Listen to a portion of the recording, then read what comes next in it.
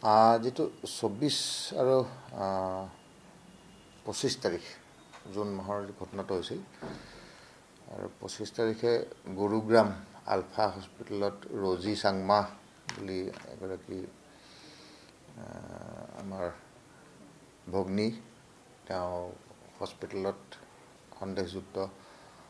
পৰিস্থিতিত মৃত্যু মুখত পৰিছে বুলি বাতৰি ওলাইছিল আৰু তাৰ পৰিপ্ৰেক্ষিতত তেওঁৰ ৰিলেটিভ এগৰাকী স্যামুৱেল চাংমা এইখিনি সময়ত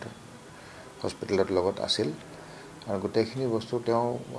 হেৰি কৰি আছিল যে ভণ্টিৰ মৃত্যুটো কেনেকুৱা হ'ল তাৰ ওপৰত বেছ কৰি কিবা আইচক্ৰীম খুৱাই দিলে তাৰপিছত মৃত্যু হ'ল বুলি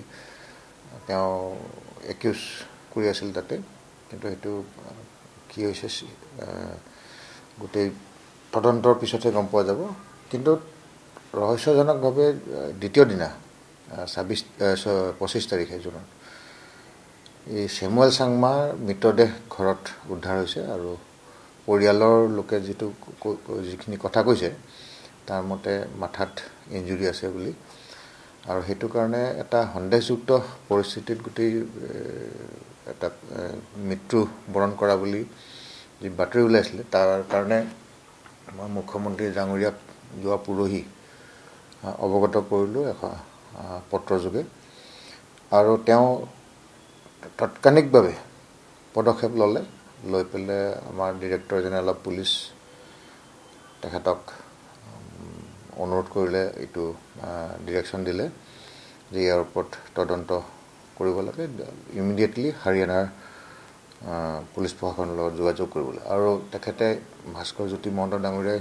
তৎপৰতাৰে সেইদিনাখনেই বিজেপি হাৰিয়ানাৰ লগত কণ্টেক্ট কৰিলে কৰাৰ পিছতে যোৱাকালি 24 ঘণ্টাৰ ভিতৰতে SIT তেখেতসকলে গঠন কৰিছে আৰু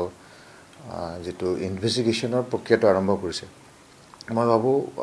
ইনভেষ্টিগেশ্যন সম্পূৰ্ণ হ'লে গোটেই তথ্যখিনি আমি পাম আৰু সত্য যি তাক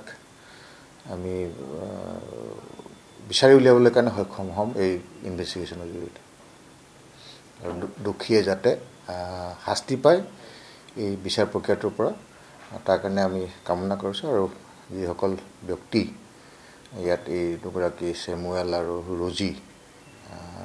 স্বৰ্গগামী হ'ল তেখেতৰ আত্মাৰ সদগতি কামনা কৰিছে আৰু পৰিয়ালবৰ্গলৈও সমবেদনা জ্ঞাপন কৰিছোঁ